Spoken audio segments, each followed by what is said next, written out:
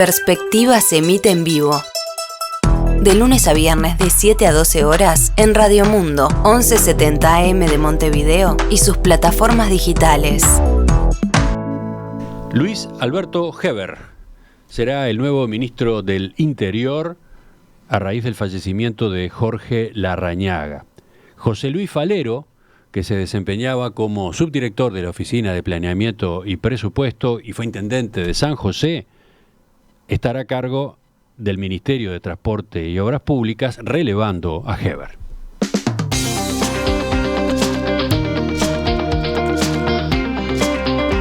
Los anuncios de los cambios en el gabinete fueron hechos por el presidente de la República, que sobre las 6 de la tarde de ayer publicó en Twitter: le pedí a Luis Alberto Heber que se haga cargo del Ministerio del Interior para así poder continuar con la gestión que llevó adelante Jorge Larrañaga. Continuará un proceso de cambios, defensa de los uruguayos, respeto y respaldo a la policía. Luego, en otro tuit, el mandatario añadió: José Luis Falero va a ser el nuevo ministro de Transporte y Obras Públicas, es una persona conocedora del país y con la experiencia necesaria en los temas relativos a la cartera. Según las fuentes que consultó en Perspectiva, continuarán en sus cargos en el Ministerio del Interior Guillermo Maciel como subsecretario, Luis Calabria como director general de Secretaría y Santiago González como director de Convivencia y Seguridad Ciudadana. En tanto, en Transporte y Obras Públicas, José Luis Olaizola seguirá como subsecretario. ¿Qué implican estos cambios? ¿Qué dicen en una primera lectura? Les proponemos una mini mesa de análisis político, algo así como la continuación de la de ayer.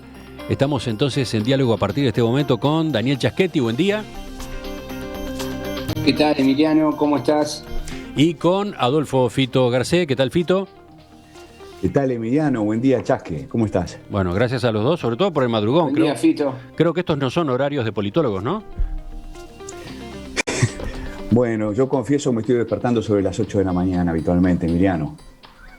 Así que gracias por el esfuerzo. Creo que Chaschetti tiene horarios parecidos, ¿no? Sí, más o menos. Bueno, vayamos a la noticia concreta, esta que se conoció en el día de ayer. Recordarás, Daniel, que sobre el final de uno de los bloques de la mesa de análisis político especial, luego de que examináramos cómo había sido la gestión de Larrañaga como ministro del Interior en estos 14 meses, yo tiraba la pregunta difícil, en ese momento muy difícil: ¿quién podría ser el sucesor? ¿Por dónde podría venir el relevo? Nadie llegó a mencionar a Luis Alberto Heber. ¿Te sorprendió esa decisión del presidente?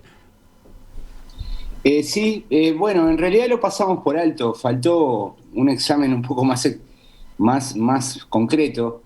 Tal vez porque, bueno, la figura de Javier García, a mi juicio, reunía los atributos que creo que los ministros del Interior suelen tener en Uruguay, ¿no? Y esto es importante, ¿no? Es decir, los atributos tienen que ver con la cartera. La cartera es muy importante, es muy sensible. Es una cartera que tiene a cargo la policía, la fuerza de seguridad, pero también es una cartera muy política, que suele ser observada, controlada por el Parlamento. Entonces, ahí se necesita casi siempre un cuadro político que tenga peso propio.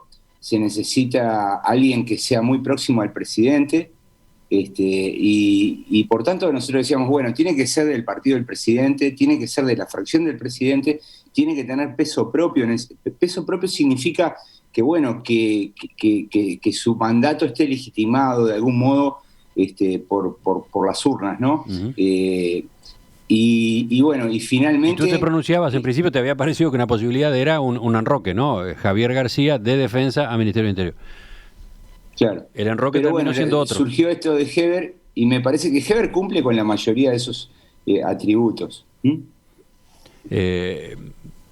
O sea que la idea te parece ¿cómo la definirías? ¿Es una decisión Es una apropiada? solución correcta y muy tradicional del sistema político, acudir a este tipo de cuadros, de larga experiencia, con gran conocimiento del país y del Estado. No hay que olvidarse que Heber, por ejemplo, fue el delegado del Partido Nacional, era el presidente del directorio en los diálogos por la seguridad ciudadana que convocó Tabaré Vázquez en el 2016. Fueron 11 reuniones donde surgieron más de 10 proyectos de ley que trató el Parlamento. Entonces, tampoco Heber no es una persona que no se haya dedicado o que no conozca del tema.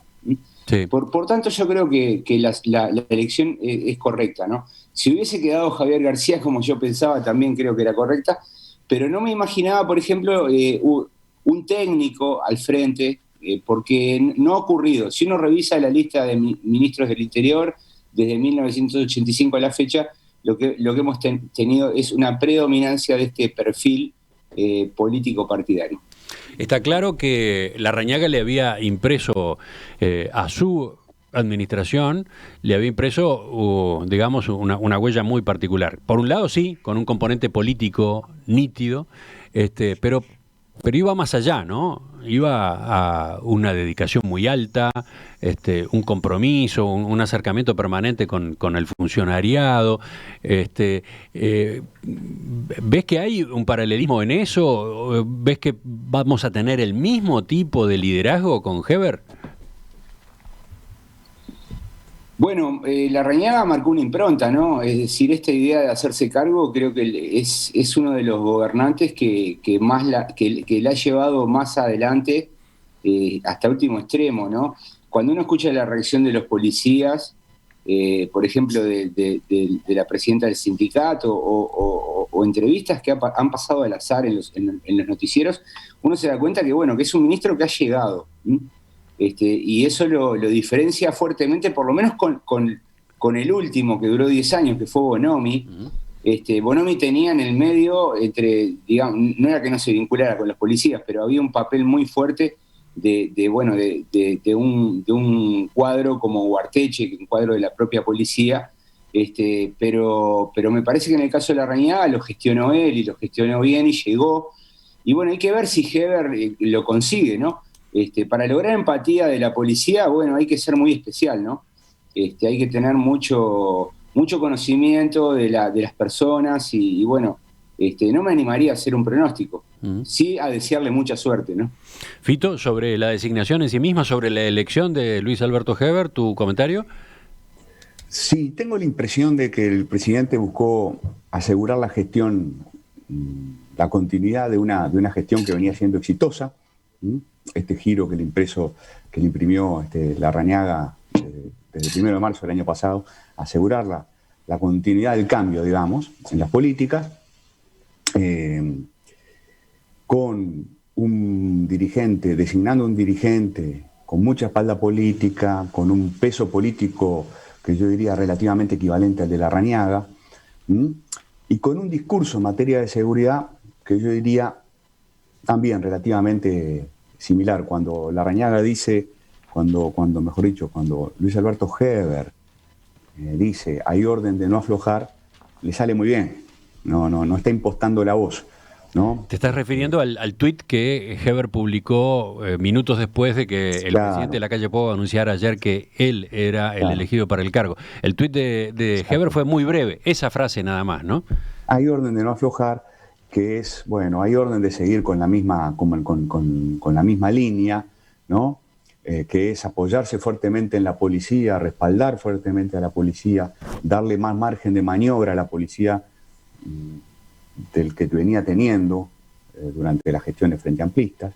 En cierto modo, soltar un poco la rienda de la acción policial, con respaldo público, pero también con respaldo normativo, en fin. Esa creo que ha sido la política del Ministerio del Interior desde el 1 de marzo del año pasado, y creo que a Heber le sale bien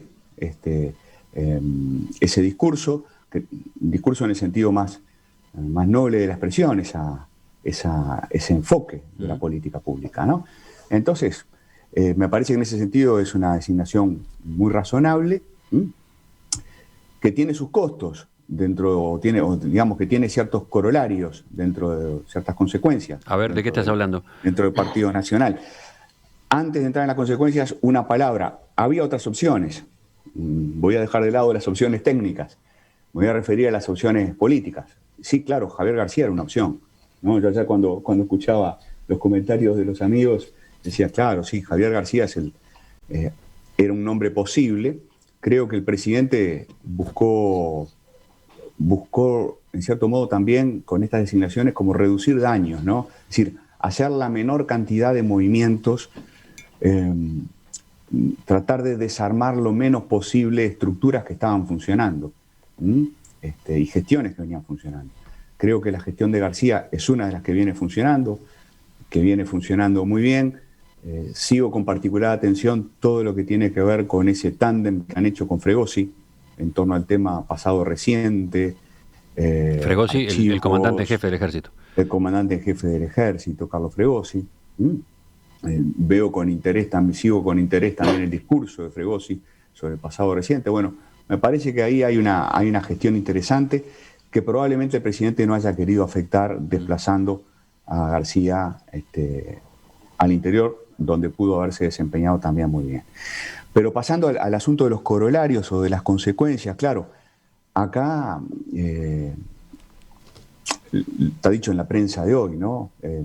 Se fortalece la fracción del presidente que gana un ministro,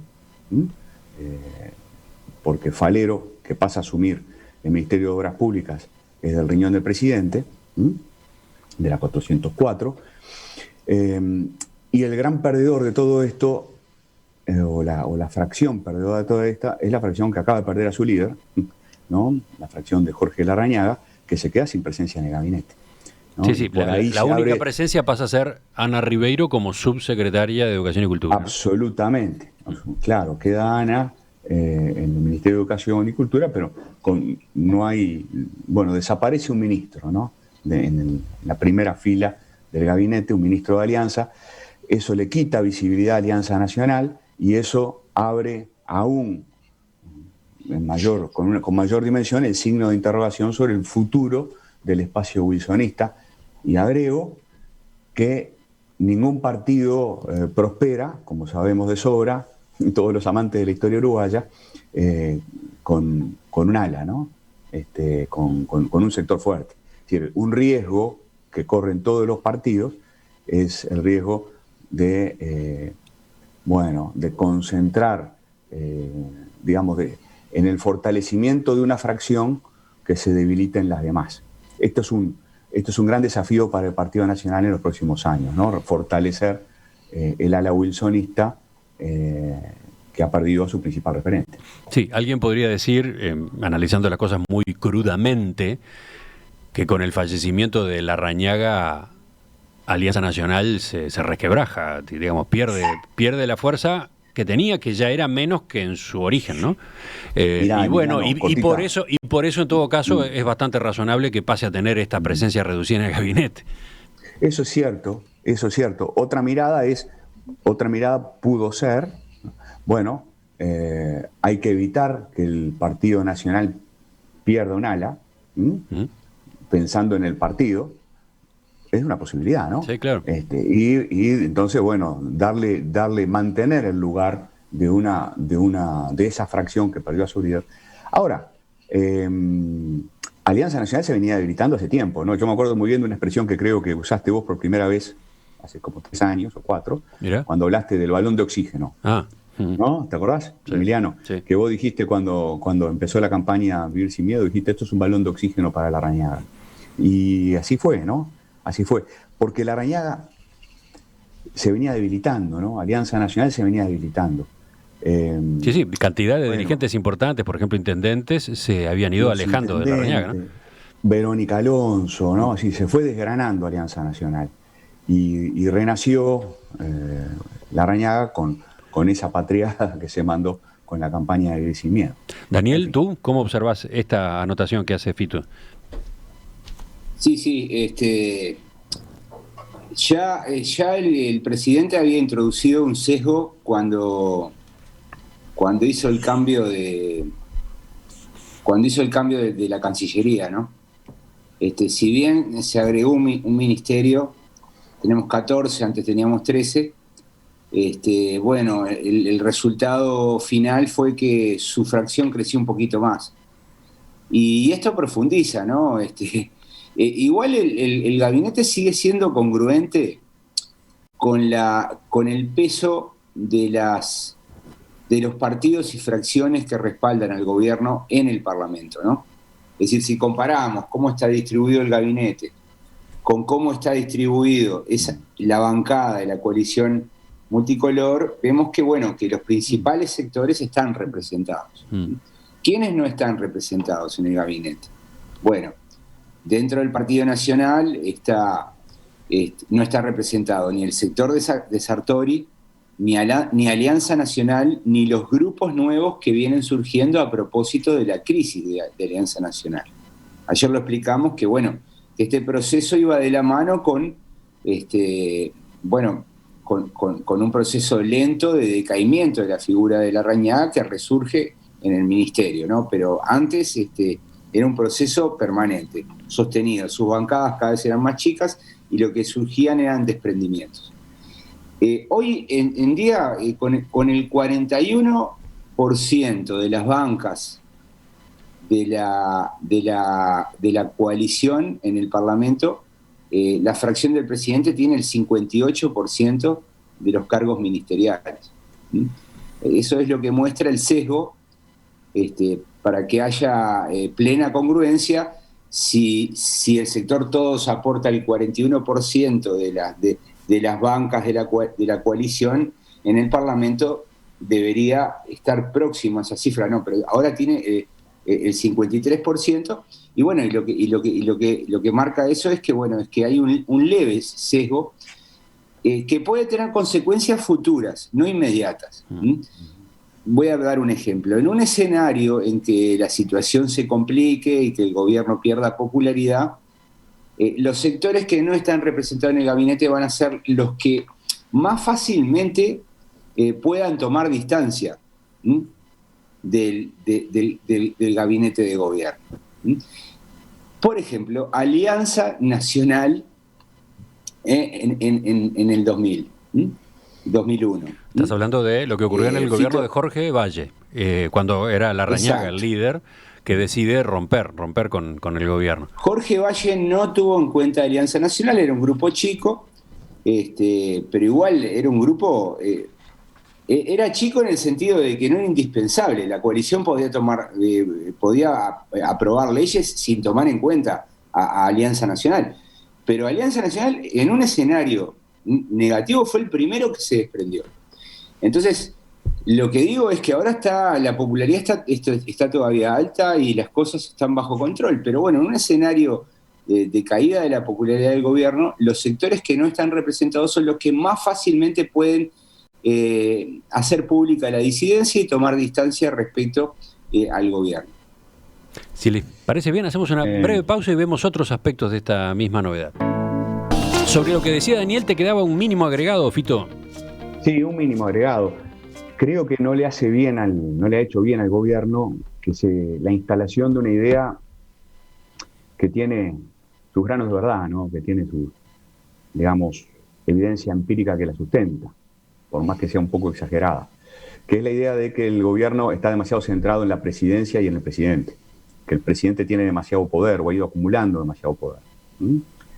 Y creo que, bueno, que gane un lugar la fracción del presidente en el gabinete contribuye a reforzar esa idea, esa interpretación, ese frame analítico, que yo creo que no le hace bien al gobierno porque, claro, termina generando, a la corta o a la larga, termina generando cortocircuitos. Los politólogos Daniel Chaschetti y Adolfo Garcés nos acompañan en esta primera mirada, este primer análisis a los cambios que anunció ayer el presidente Luis Lacalle Pou en el gabinete a partir del fallecimiento de Jorge Larrañaga. Luis Alberto Heber será el nuevo ministro del Interior. José Luis Falero, subdirector del OPP hasta ahora, pasa al Ministerio de Transporte y Obras Públicas. Otra pregunta, ¿cómo ven el hecho de que, cambiados los titulares de las carteras, queden por debajo de ellos los equipos? Concretamente, en el caso del Ministerio del Interior, se pierde a Jorge Larrañaga por su fallecimiento, pero queda el subsecretario Guillermo Maciel, queda Luis Calabria como director general de Secretaría, queda Santiago González como director de Convivencia y Seguridad Ciudadana. Y por otro lado, en Transporte y Obras Públicas se va Heber para el Ministerio del Interior, asume Falero, pero queda como subsecretario José Luis Olaizola. En principio, según la Constitución, es el ministro quien nombra a su subsecretario, ¿no? Acá el paquete, como tantas otras veces en la política uruguaya, lo arma el presidente. Sí. ¿Daniel? Sí. O Fito, no sé. ¿Quién va? Bueno, Sí, dale, Daniel. no, dale, Fito. No, yo lo veo así, muy telegráficamente, como reducción de daños. Uh-huh. ¿No? Sí, hay que, obligado a cambiar, trata de cambiar lo menos posible. Uh-huh. Es eso, ¿no? Y me parece particularmente importante el Ministerio del Interior, ¿no? Que venía funcionando bien y es el más dañado por lo que acaba de ocurrir. ¿Daniel? Lo mismo, reducir costos y bueno, no tocar lo que aparentemente funciona bien. Es bastante razonable. Uh-huh. En el caso del Ministerio de Transporte y Obras Públicas, Heber deja una cartera muy movida también, ¿no? Obviamente, no, digamos, con un desafío como el que tenía Larrañaga en el Ministerio del Interior, con los problemas de la seguridad pública, pero allí hay, por un lado, una cantidad de obras en curso y otras por lanzarse, y paralelamente todo este asunto del puerto de Montevideo, ¿no? Con la prolongación del acuerdo con Catunasi para la explotación de la terminal de contenedores, el litigio de hecho que ha planteado la competidora Montecom, la polémica política. ¿Cómo ves a Falero para esa continuidad, para la continuación de esa gestión, Daniel? Es una agenda caliente, yo creo, ¿no? Porque, bueno, no solamente están las obras de UPM2, toda esta discusión que hay sobre la pospandemia y la posibilidad de adelantar, como plantea la oposición, de adelantar toda la inversión de obra pública para reactivar la economía, que pasaría en buena medida por el Ministerio de Transporte, sino también el asunto del puerto, que yo pensaba que, bueno, lentamente Heber se iba encaminando a una interpelación, ¿no? Porque, bueno, se van acumulando las dudas, las discusiones, y era un tema típico para que lo llamaran al Parlamento. Obviamente que con esto se congela, ¿no? O sea, la oposición va a dejar tomar al nuevo ministro tomar las riendas. Pero bueno, ahí son políticas muy delicadas y complicadas. Bueno, Falero fue intendente, evidentemente gestionó un ministerio, no es igual que gestionar una intendencia, pero es gestión al fin. Por su origen y por su trabajo profesional previo a la política, está vinculado con empresas de transporte familiar. Eso es bueno y es malo. Es bueno porque, bueno, conoce en buena medida del tema. Es malo porque, bueno, sabés que los gobiernos, cuanto más independencia tengan de aquellos mercados que gestionan o regulan, es mejor, ¿no? Y eso siempre crea suspicacias. Pero bueno, vamos a ver cómo se mueve Falero. Debería ser muy cuidadoso con este último aspecto que estoy señalando, ¿no? Uh-huh. Porque eso le genera críticas, son como errores no forzados, ¿no? Que terminan dañando la imagen del gobierno, ¿no? Fito, sobre estos temas que charlábamos con Daniel y en especial sobre Falero, nuevo ministro de Transporte y Obras Públicas. Sí, suscribo plenamente lo dicho por Daniel. Tiene fortalezas y tiene debilidades la designación, sin conocerlo al nuevo ministro y sin conocer su actividad empresarial, sin tener la menor idea. Pero bueno, es un flanco débil, ¿no? Que esté vinculado al mundo del transporte, como aparentemente está familiarmente, es un flanco débil que merece ser tratado con muchísimo cuidado, ¿no? Por aquello de serlo y parecerlo que es tan importante en la vida en todos los órdenes, ¿no? Por otro lado, Falero, 2 veces intendente, formado con Chirucci, una persona tan joven como nosotros, Chaschetti, ¿no? Y entonces yo me imagino que para llevar adelante esa agenda caliente y esa gran responsabilidad para cualquier gobierno, ¿no? Que es la obra pública, y esa gran oportunidad para él, porque el cargo de ministro de Transporte y Obras Públicas siempre en todos los gobiernos es un cargo codiciado, un cargo anhelado porque permite mucha proyección política, ¿m? Y un cargo que también los presidentes quieren, también de alguna manera prefieren controlar, ¿no? Porque es una cartera de la que se puede hacer mucha política. Y entonces, porque sí. tiene mucha influencia, ¿verdad? Daniel, Tiene mucha influencia. ¿ibas a ver qué? ¿No? Dale, Daniel. Claro que, a ver, así como el Mides, ¿te acordás que cuando asumió el lema hablábamos de que tiene una dimensión territorial muy importante? Claro. Y que muchas políticas públicas se ejecutan con las intendencias. Bueno, el Ministerio de Transporte y Obras Públicas ni que hablar. Claro. Y Falero, que viene trabajando en estos asuntos desde el Congreso de Intendentes, luego en su cargo de subsecretario de OPP o subdirector de OPP, me parece que ahí va a haber mucha política, ¿no? No te olvides que el Ministerio no solo hace rutas, hace caminos, Claro. tiene unas jurisdicciones muy amplias. Los intendentes muchas veces no pueden entrar en esas jurisdicciones y dependen del Ministerio, ¿no? Entonces me parece que creo que es una cartera muy importante, ¿no? Muy apetecida Claro. habitualmente, ¿no? Un salto importante en la carrera política de Falero. Claro. Lo pone en otra No nos carrera. olvidemos que Falero era el suplente de Luis Lacalle Pou en la lista oficial, ¿no? de todos, ¿no? Ajá. En la lista 404. Yo creo que pone en un el Senado cuadro. aparecía Claro. primero Lacalle Pou y su suplente era Falero. Claro, pone un dirigente de su riñón, de extrema confianza, joven, con mucha energía.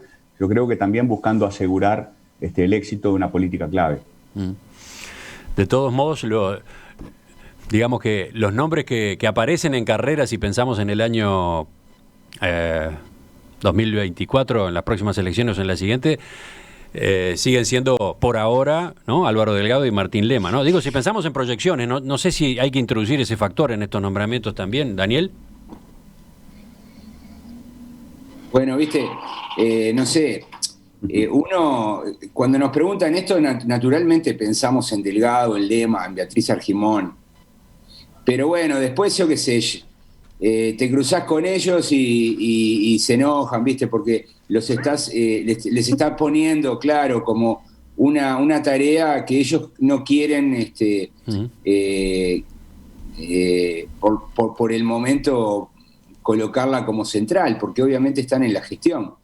Pero bueno, sabemos que todos están pensando en el 2024, ¿no? Porque no hay ningún político que no piense en el 2024. Pero no creo que estos cambios generen un efecto fuerte sobre esa parrilla de largada, podríamos llamarle.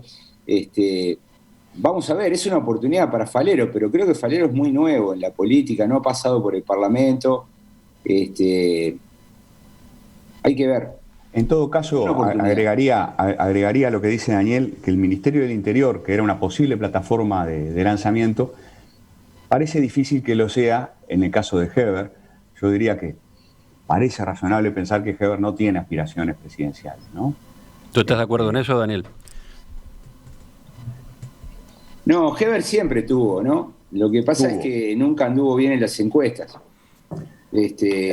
Cuando aparece Luis Lacalle Pou, Heber era uno de los nombres, junto a Analía Piñeirúa y Juan Chirucci. El problema es que ninguno de los tres arrancaba, ninguno pasaba más del 3, 4, 5%. Y apareció Luis Lacalle Pou, que fue un vendaval, estoy hablando del año 2013, 2014, y eso le llevó a Heber un poco a bajar sus aspiraciones. Pero, un gesto que Lacalle Pou siempre le reconoció, ¿no? No, bueno, claro, pero además porque, a ver, son herreristas y las familias muy unidas, son también parientes, o sea, hay una relación muy sana, ¿no? Muy noble entre ellos. Heber fue muy leal y bueno, yo creo que todo eso pesa a la hora de ubicarlo en el Ministerio del Interior.